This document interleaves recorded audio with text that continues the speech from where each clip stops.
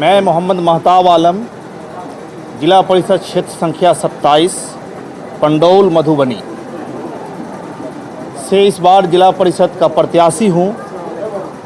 पिछले 5 साल से इस क्षेत्र के मतदाताओं के बीच में रहा हूँ और अपने साथी, दोस्त, बड़े बुजुर्गों के बीच मैं हमेशा रहता हूँ।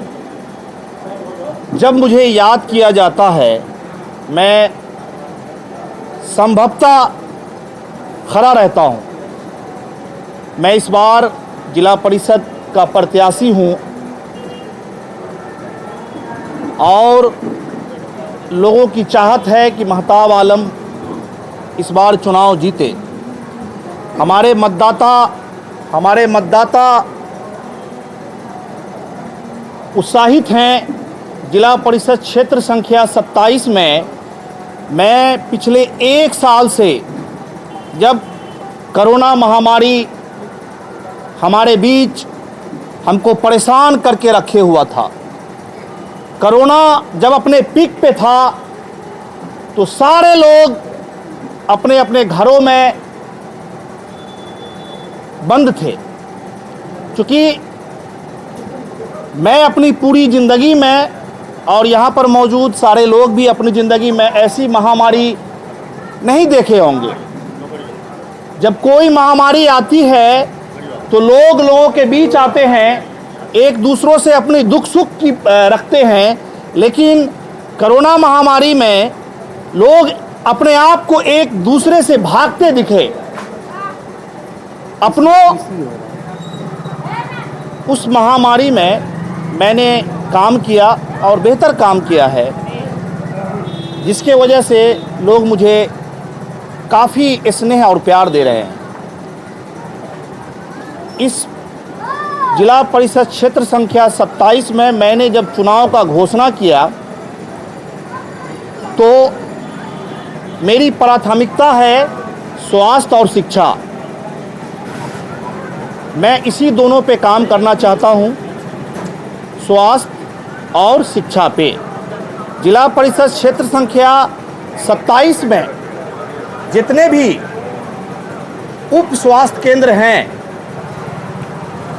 उसको दुरुस्त करना है, उसमें डॉक्टर रहे, और जिला परिषद क्षेत्र संख्या 27 में जो बचे पुल पुलिया हैं, रोड नाले हैं, उसको दुरुस्त करने का काम करना है मुझे। और जिला परिषद क्षेत्र संख्या में मुझे पूरी उम्मीद है, मुझे आशा है कि मैं इस बार जिला परिषद का चुनाव जीतने के बाद मैं एक मिसाइल काम करना चाहता हूँ। एक मिसाल काम करना चाहता हूँ। जब मैं चुनाव जीत कर आऊँगा, अपने मतदाताओं के बीच आऊँगा, तो मैं इसी जगह अपने मार्केट में मेरा एक कार्यालय होगा और वो कार्यालय 10 से 5 खुलेगा।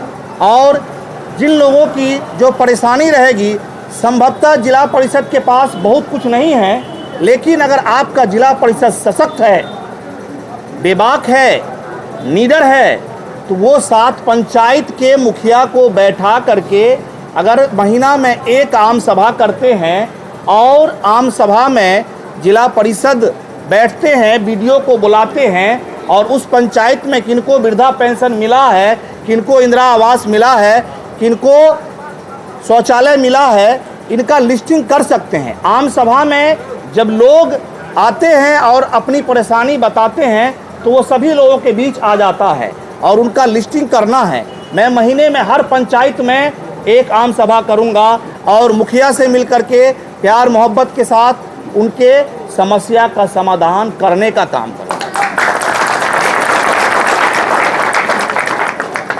दूसरी चीज़, उप स्वास्थ्य केंद्र जितने भी बंद पड़े हैं मेरे जिला परिषद क्षेत्र संख्या 27 में, बथने, उदयपुर बिठवार, उसके बाद विजय, लोहट और एक भगवतीपुर उप स्वास्थ्य केंद्र है।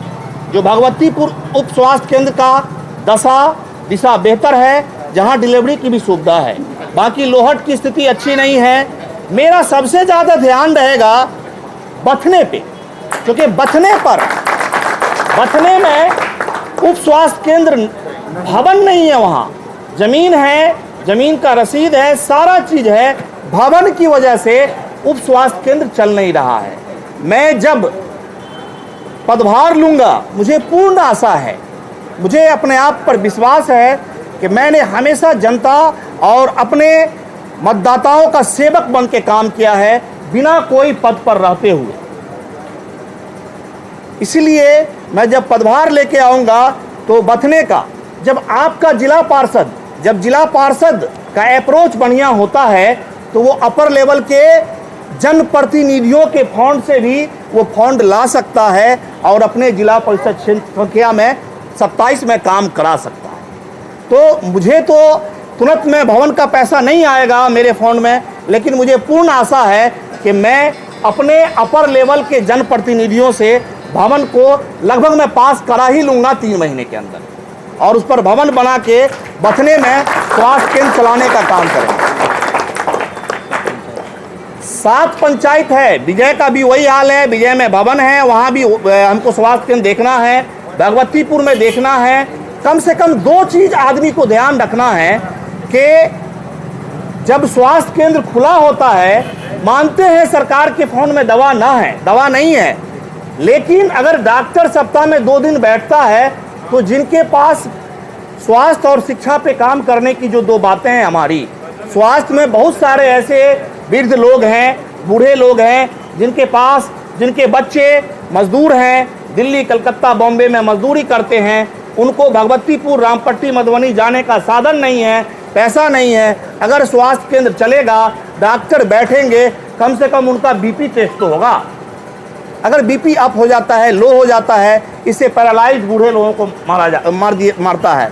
कम से कम बीपी समय पर टेस्ट होगा, दवा लेंगे, इससे हमारे जो चाचा हैं, जो हमारे बाबा हैं, उनके समस्या का समाधान होगा।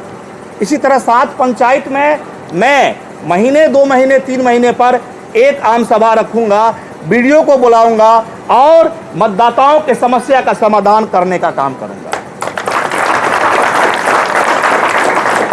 बस एक सवाल जी। मेहताब साहब, जनता जानना चाहती है साधो पंचायत की आपसे, जनप्रतिनिधि कामयाब होने से पहले ऐसे ही वादा करते हैं, अगर आप कामयाब हो जाते हैं तो इस पर अमल किस हद तक होगा, वादा बताइए आप अपना। देखिए, आपने बहुत अच्छा सवाल किया है।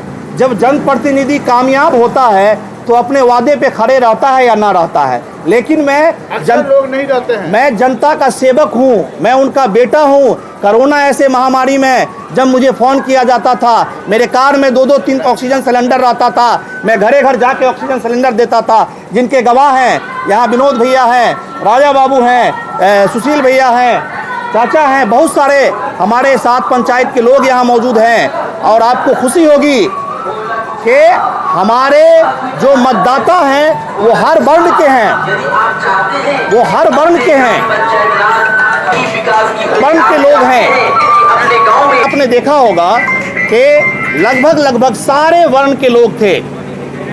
मैं अगरों की बात करता हूँ, पिछड़ों की बात करता हूँ, मैं मजदूरों की बात करता हूँ, मैं किसानों की बात करता हूँ, मैं हॉस्पिटल की बात करता हूँ, मैं शिक्षा की बात करता हूँ। इसलिए मतदाता इससे निश्चित रहें कि जब आपका बेटा बिना कोई पद पर रहते हुए मधुबनी में रात भर जाग के हॉस्पिटल सेवा देता है, कोरोना काल में सेवा देता है, तब पूर्ण विश्वास है उनको कि जब मुझे पद मिलेगा तो मैं बढ़ चढ़ के पदाधिकारी से मिल कर के सेवा दूंगा।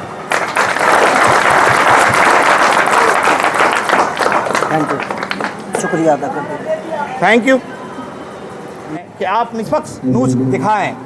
और हिंदुस्तान में मीडिया का एक अहम रोल है। आप आए, आपका बहुत बहुत धन्यवाद।